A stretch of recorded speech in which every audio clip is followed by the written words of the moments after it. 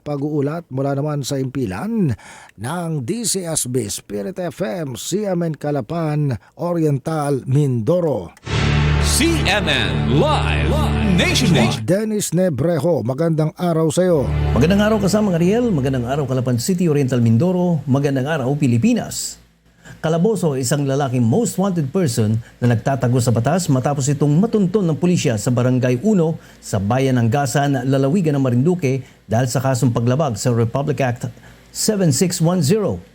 Sa ulat ni Police Captain Alan Tirador, Acting Chief of Police ng Gasan Municipal Police Station, isinagawa ng kanyang mga tauhan ang operasyon noong ika-7 ng Hulyo, dakong alas 6:15 ng gabi sa nasabing lugar. Kaisa ang mga tauhan ng Police Provincial Intelligence Unit at ng Philippine Coast Guard Gasan Substation. Ipinatupad ni Tirador ang utos ni Presiding Judge Glenda Laksamana King ng Family Court, 4th Judicial Region, Branch 9 sa Buwak na inilabas noong Hulyo 6 para ihain ang warrant of arrest laban sa suspect.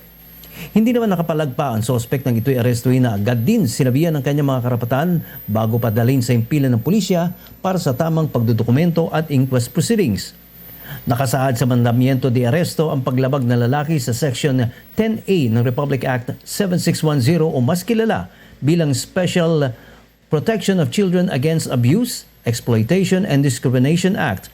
Maaari rin magpiyansa ang lalaki ng 80,000 piso para sa pansamantalan nitong paglaya.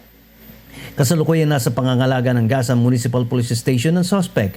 Samantala, pinuri ni Marinduque Police Provincial Director Colonel Cornelio Tadene Jr. ang matagumpay na operasyon at pagkakahuli sa suspect bilang pangako ng kapulisan na ipatutupad ang batas, pangalagaan ng mga kabataan mula sa mga mapang-abuso at siguraduhing papanagutin sa batas ang mga may sala.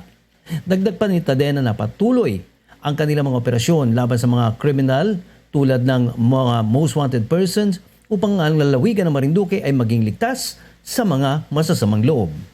At yan muna kasama ng Ariel ang aking ulat sa oras na ito. Mula sa lalawigan ng Oriental Mindoro, Dennis Nebrejo ng CMN 104.1, Spirit FM Calapan City, nagulat ng live para sa CMN Pilipinas. CMN Live Nationwide. Maraming salamat Dennis Nebrejo mula po sa impilan ng DCSB ang Spirit FM, CMN Calapan, Oriental, Mindoro. Samantala